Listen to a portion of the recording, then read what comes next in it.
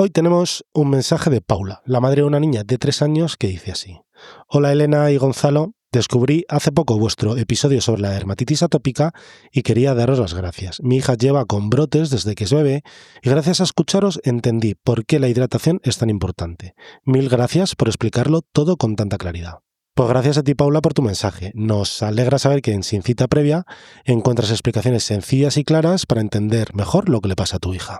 Aquí comienza Sin Cita Previa, con 2 pediatras en casa, un podcast de Adeslas.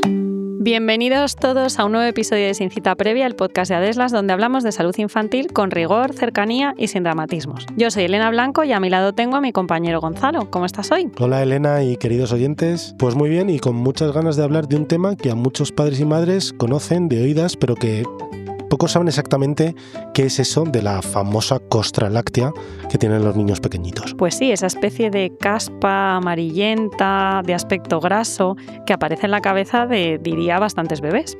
Hoy vamos a explicar qué es, por qué sale y si hay que hacer algo para quitarla o no. Y no solo eso, porque también vamos a hablar de su versión en niños mayores, incluso adultos, que es la dermatitis seborreica, porque sí, esto no es solo cosa de niños pequeños, de bebecitos. Pero antes de empezar, te voy a hacer una pregunta, Gonzalo. ¿Preparado? ¿Se puede cortar el pelo a un recién nacido? Pues claro que se puede, ¿no? Hay muchos mitos extendidos sobre ello, pero cortar el pelo a un niño tan pequeño no tiene ninguna contraindicación médica. Si os apetece cortárselo por comodidad o estética, pues adelante. Solo hay que tener cuidado y hacerlo con seguridad, ya sea con una maquinilla o con tijera. Pero vamos, que en ningún libro de medicina pone que no es adecuado cortar el pelo a un niño tan pequeño.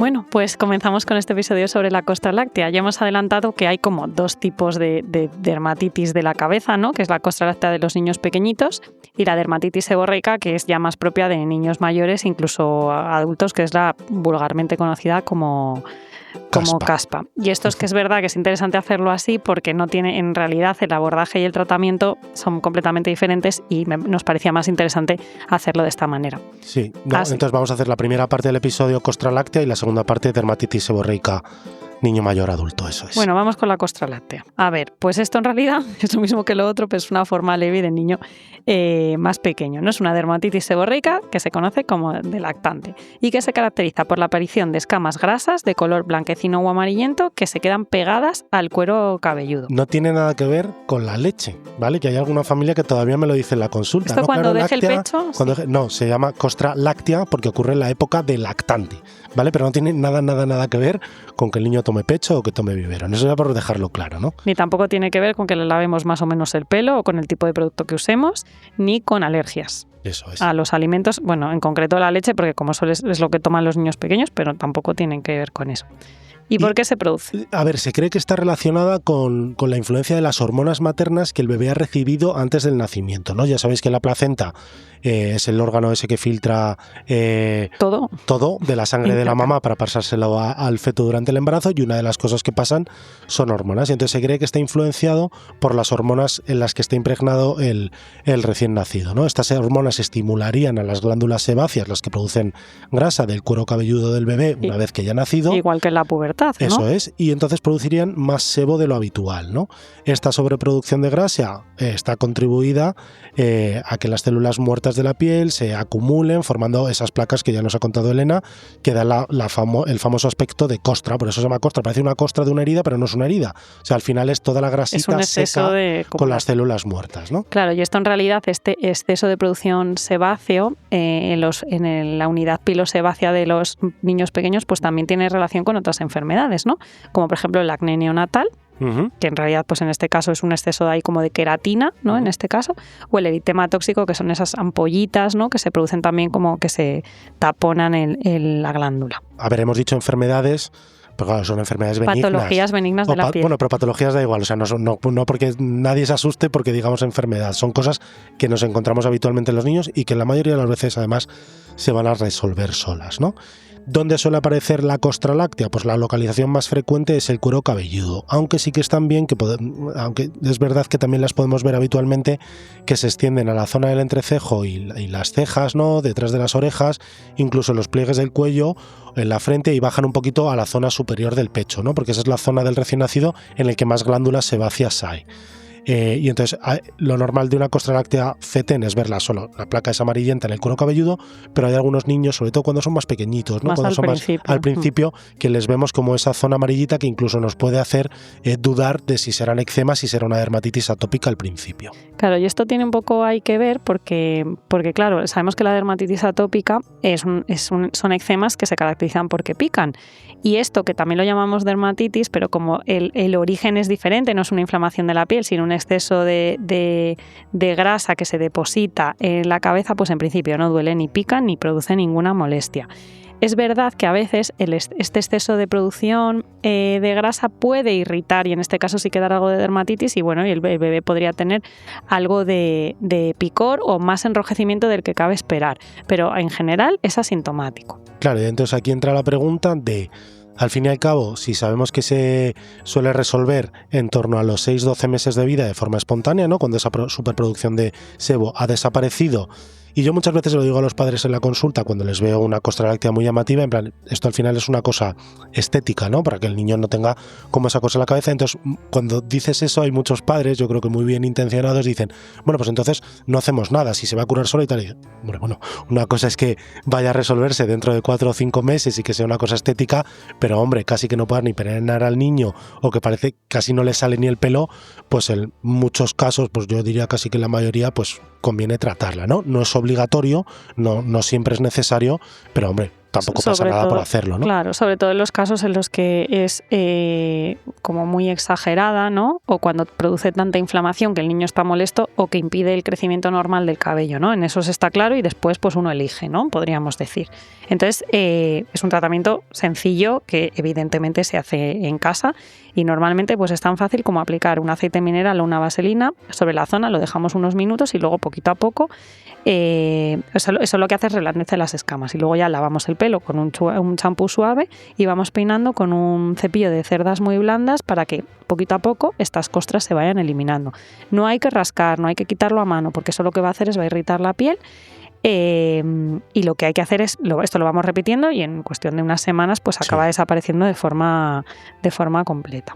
Sí que es verdad que en aquellos casos en los que la dermatitis seborreica, como hemos dicho, afecta a la frente, esas zonas rojitas en el pecho o en la cara, hay que evitar las cremas hidratantes, ¿vale? Porque si estamos hablando de que hay una sobreproducción de sebo, si ponemos una crema emoliente, que suelen ser cremas muy grasas, pues al final vamos a empeorar, se tapona más, vamos a empeorar la situación. Y en ocasiones aplicamos un corticoide suave cuando hay mucha rojez, ¿no? Que al final eso nos habla como de inflamación, para bajar esa inflamación que nos está produciendo la dermatitis seborreica del niño pequeñito por debajo del año de vida.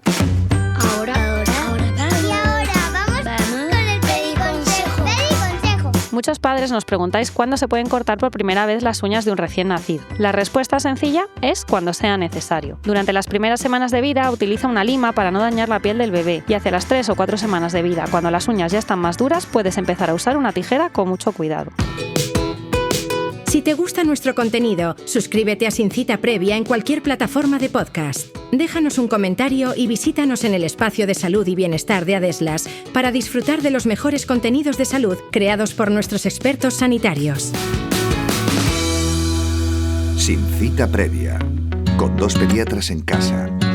Y si ya no hablamos de la costra láctea, pero un niño mayor aparece con escamas en la cabeza, pues normalmente va a ir asociado a que le pica, ¿no? De que es la dermatitis seborreica del niño mayor, ¿no? Que sí que es una enfermedad, como dice Elena, en la que normalmente es una inflamación crónica de la piel, y te vienen los padres diciendo, es que se rasca mogollón el pelo, y le he mirado y tiene el cuero cabelludo, ¿no? La piel que está donde el pelo, se la veo roja, y a veces tiene pues esa descamación. Yo a veces dice, le pica mucho y no le veo piojos. Bueno, eso te lo dicen siempre, y debería ser así, porque al final yo creo que más allá de la dermatitis seborreica, que es muy frecuente, la otra causa principal de que a un niño tenga la edad que tenga, le pique el cuero cabelludo es porque tenga piojos. Descartado eso, lo más probable es que tenga una dermatitis seborreica. Y esto, pues en este caso, puede afectar a cualquier zona del cuero cabelludo y también en la cara y la zona de detrás de las orejas. Y igual que la otra, no es contagiosa ni se debe a una mala higiene, sino que es una afección inflamatoria crónica de la piel en esta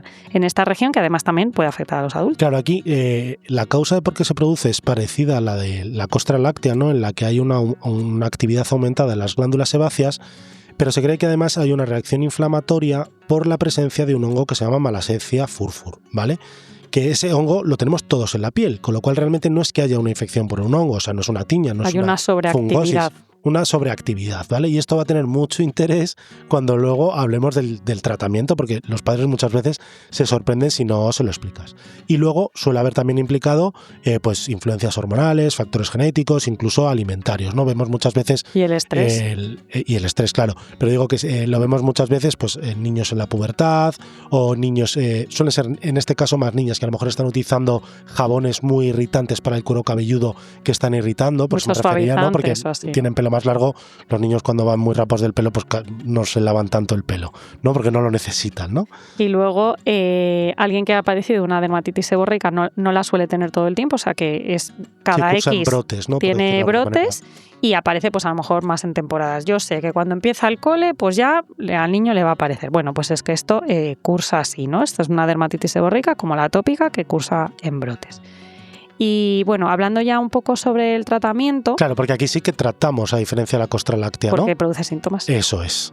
Entonces, bueno, tiene mucha importancia lo que ha dicho Gonzalo del sobrecrecimiento, sobreactividad del hongo Malassezia que tenemos en la cabeza, porque el tratamiento suele ser champús que contienen sustancias antifúngicos, otras sustancias activas como la olamina, el sulfuro de selenio, la piritiona de zinc, que lo que hacen es ayudan a reducir esta superpoblación de Malassezia en el cuero cabelludo para disminuir los síntomas y así que mejore la dermatitis seborreica.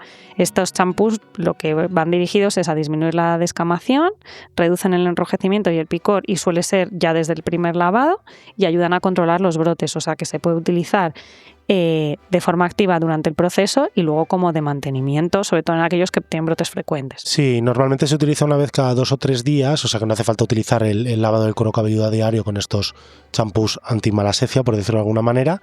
Y luego una pregunta que me hacen a mí mucho los padres y las madres, claro, este champú va dirigido al cuero cabelludo, ¿vale? O sea, quiero decir, es frotar la cabeza, normalmente pues le dices, no, que lo haga lo primero en la ducha, se lo deja ahí 2 o 3 minutos mientras enjabona el resto del cuerpo con el jabón que utilice y luego se aclara, ¿no? Y hay muchos padres que dicen, ya, pero es que tiene el pelo muy largo porque tengo una niña que tiene el pelo que le llega casi hasta la cintura, ¿este champú es para el resto del cuero cabelludo? A ver, se puede utilizar. La verdad es que lava muy bien y fíjate, aunque que haga espuma no implica que lave mejor, pero es un champú que con muy poquita cantidad te lavas mucha cantidad de pelo, porque el bote suele ser pequeñito, pero dura mucho, ¿no? Pero sí que algunas veces te preguntan los papás o las mamás que claro, que esa niña que para el resto del cuidado del pelo sí puede utilizar otro champú. No pasa nada si el resto de la parte del pelo, ¿no? Quieres utilizar pues un jabón específico para que lo tenga más suave, más sedoso, pues no hay ningún problema. Intentar evitarlo, sobre todo eso en la parte del cuero cabelludo, ¿no? De evitar siliconas, perfumes, alcoholes, esas cosas. Así que, claro, en general, pues evitar el uso de champús y acondicionadores, sobre todo que tengan muy perfumados o que tengan como mucho producto químico, o sea que lo que sería recomendable sería usar champús suaves, específicos para cueros cabelludos sensibles con tendencia seborreica. Los champús anticaspa muchas veces son muy útiles. Evitar productos con siliconas, perfumes o alcoholes, sobre todo en los brotes, y aclarar muy bien tras el lavado para no dejar ningún residuo, evidentemente. Y ahora, unos consejitos. Toma nota. Que no te olvides. La costra láctea es muy frecuente y suele desaparecer sola sin necesidad de tratamiento. No hay que rascar ni arrancar las escamas. Mejor aplicar un producto que las ablande para luego retirarlas suavemente. En el caso de la dermatitis seborreica de niño mayor, suele recomendarse utilizar un champú con un antifúngico para mejorar el picor y la descamación. Y hasta aquí el episodio de hoy. Esperamos haberos aclarado las dudas sobre la costra láctea y la dermatitis seborreica. Gracias por acompañarnos un episodio más. Y ya sabéis que podéis escucharnos en vuestra plataforma de podcast favorita y que estamos encantados de recibir vuestros mensajes. Y por supuesto, gracias a Deslas por apoyar este proyecto. ¡Hasta pronto! ¡Adiós! En el siguiente episodio hablaremos de cómo evitar el sarpullido por el calor.